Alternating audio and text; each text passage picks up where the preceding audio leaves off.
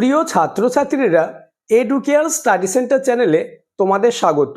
আজ আলোচনা করব একাদশ শ্রেণীর সেকেন্ড সেমিস্টারে ছাত্রছাত্রীদের জন্য শিক্ষা বিজ্ঞান সাবজেক্টের অধ্যায় ভিত্তিক 5 এবং 10 মার্কের প্রশ্নের সবথেকে নিখুঁত অর্থাৎ বেস্ট সাজেশন নিয়ে।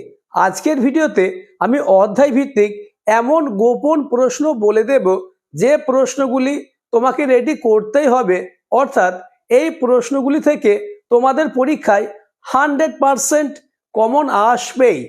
তাই ভিডিওটি প্রথম থেকে শেষ পর্যন্ত দেখো এবং আলোচিত প্রতিটি প্রশ্ন তোমরা খাতায় লিখে নাও এবং প্রত্যেকটি প্রশ্নের উত্তর মুখস্থ করে নাও। তাহলেই শিক্ষাবিজ্ঞান সাবজেক্ট নিয়ে তোমাদের আর কোনো দুশ্চিন্তা থাকবে না।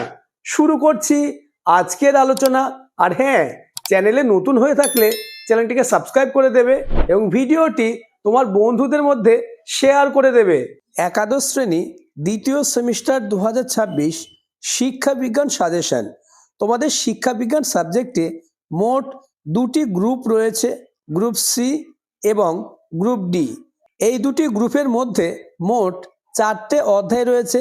এই ভিডিওতে আমি তোমাদের জন্য অধ্যায় ভিত্তিক 5 এবং 10 মার্কের এমন গোপন প্রশ্ন অর্থাৎ বাছাই করা প্রশ্ন নিয়ে আলোচনা করব, যে প্রশ্নগুলি রেডি করলে শিক্ষাবিজ্ঞান সাবজেক্টে 40-এ 40 100% কমন আসবেই। গ্রুপ সি অর্থাৎ প্রথম অধ্যায় শিক্ষা এবং মনোবিজ্ঞান, এই অধ্যায় থেকে একটি 2 মার্কের এবং একটি 5 মার্কের প্রশ্ন থাকবে।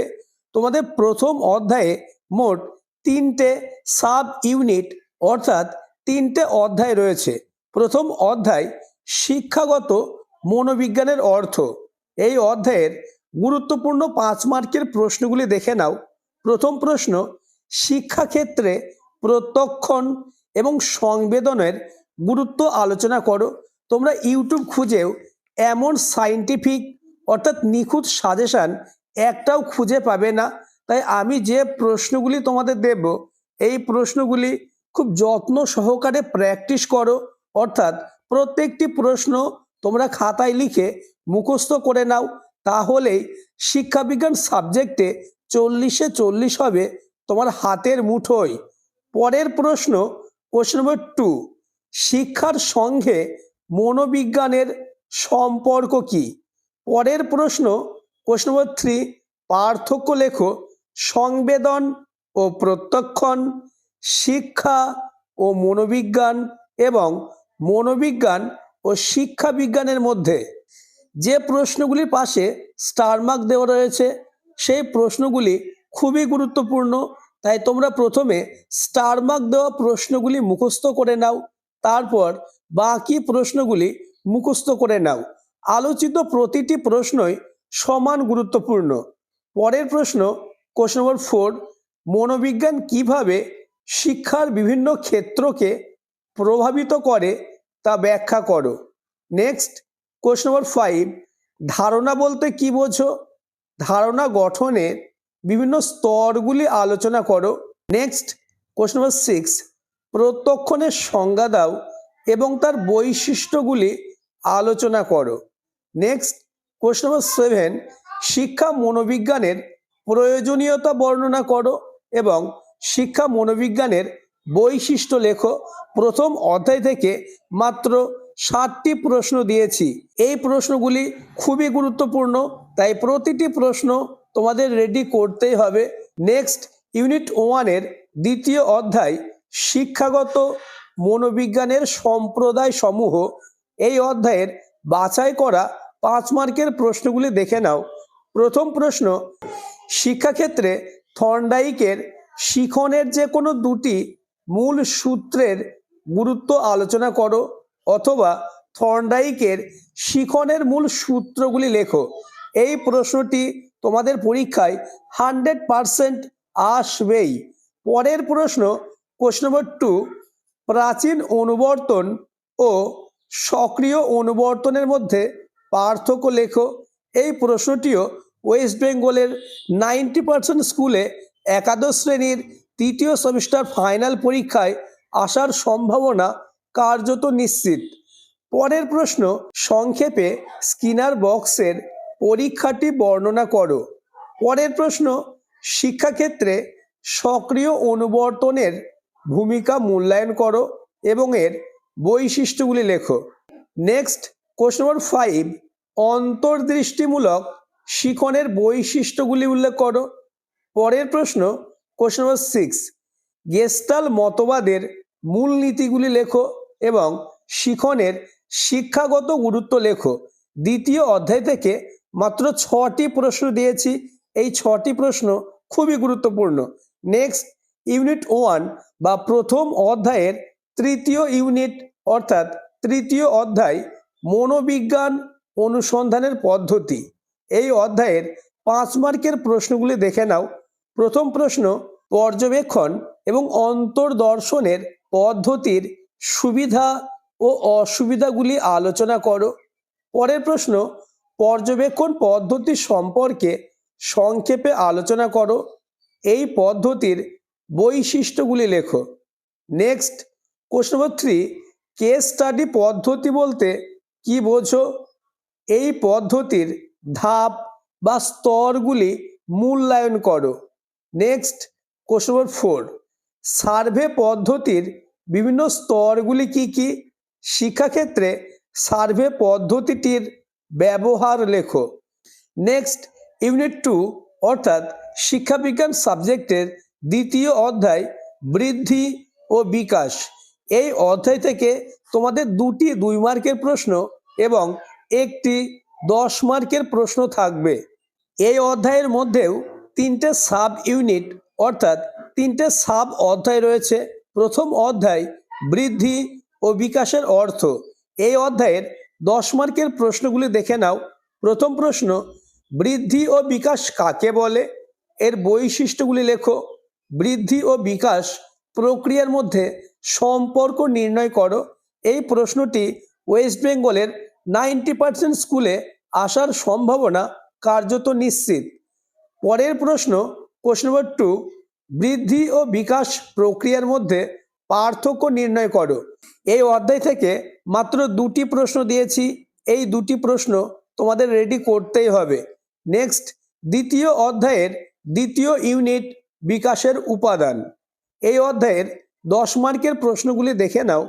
প্রথম প্রশ্ন, ব্যক্তির জীবন বিকাশে বংশগতি এবং পরিবেশের প্রভাব আলোচনা করো। বংশগতির উপর শিক্ষার প্রভাব ও ভূমিকা লেখো। এই প্রশ্নটিও মোস্ট ইম্পর্টেন্স। পরের প্রশ্ন, বংশধারা কাকে বলে? বংশধারার নীতিগুলি লেখো। এই অধ্যায় থেকেও মাত্র 2টি প্রশ্ন দিয়েছি। নেক্সট, ইউনিট 2 এর তৃতীয় অধ্যায়, বিকাশের স্তর। এই অধ্যায়ের মোস্ট ইম্পর্টেন্স 10 মার্কের প্রশ্নগুলি হলো। প্রথম প্রশ্ন খুবই গুরুত্বপূর্ণ, শৈশব বলতে কি বোঝো? শৈশবের বিকাশমূলক বৈশিষ্ট্যগুলি আলোচনা করো। পরের প্রশ্ন, প্রাথমিক শিক্ষা কাকে বলে? এর উদ্দেশ্য লেখো। প্রাথমিক শিক্ষার সমস্যাগুলি কিভাবে সমাধান করা যায় তা আলোচনা করো। পরের প্রশ্ন, কৌশল বলতে কি বোঝো? কৌশলের দৈহিক, মানসিক ও বৈদিক বিকাশের বৈশিষ্ট্যগুলি আলোচনা করো। খুবই গুরুত্বপূর্ণ এই তৃতীয় প্রশ্নটি। পরের প্রশ্ন, বাল্যকাল বলতে কি বোঝো? বাল্যকালের বিকাশগত বৈশিষ্ট্যগুলি লেখো। আলোচিত প্রশ্নগুলি তোমার রেডি আছে তো? তা আমাকে কমেন্টে জানাবে। পরের প্রশ্ন, মাধ্যমিক শিক্ষা কাকে বলে? এর উদ্দেশ্যগুলি লেখো এবং এই শিক্ষার পাঠ্যক্রম সম্পর্কে সংক্ষিপ্ত আলোচনা করো। নেক্সট, এবং এই অধ্যায়ের লাস্ট কোশ্চেন নম্বর 6, বয়ঃসন্ধি কাল বলতে কি বোঝো? বয়ঃসন্ধি কালের শারীরিক ও মানসিক বিকাশের বৈশিষ্ট্য আলোচনা করো। নেক্সট, গ্রুপ ডি ইউনিট 1 অর্থাৎ গ্রুপ ডি এর প্রথম অধ্যায়, ভারতীয় শিক্ষার ঐতিহাসিক বিকাশ। এই অধ্যায় থেকে একটি 2 মার্কের এবং একটি 10 মার্কের প্রশ্ন আসবে। এই অধ্যায়ের প্রশ্নগুলি আলোচনার আগে চ্যানেলে নতুন হয়ে থাকলে চ্যানেলটিকে সাবস্ক্রাইব করে দেবে এবং ভিডিওটি তোমার বন্ধুদের মধ্যে শেয়ার করে দেবে। প্রথম প্রশ্ন, প্রাচীন ভারতের প্রাতিষ্ঠানিক শিক্ষার কেন্দ্র হিসাবে নালন্দা অথবা তক্ষশিলা বিশ্ববিদ্যালয়ের সংক্ষিপ্ত বিবরণ দাও।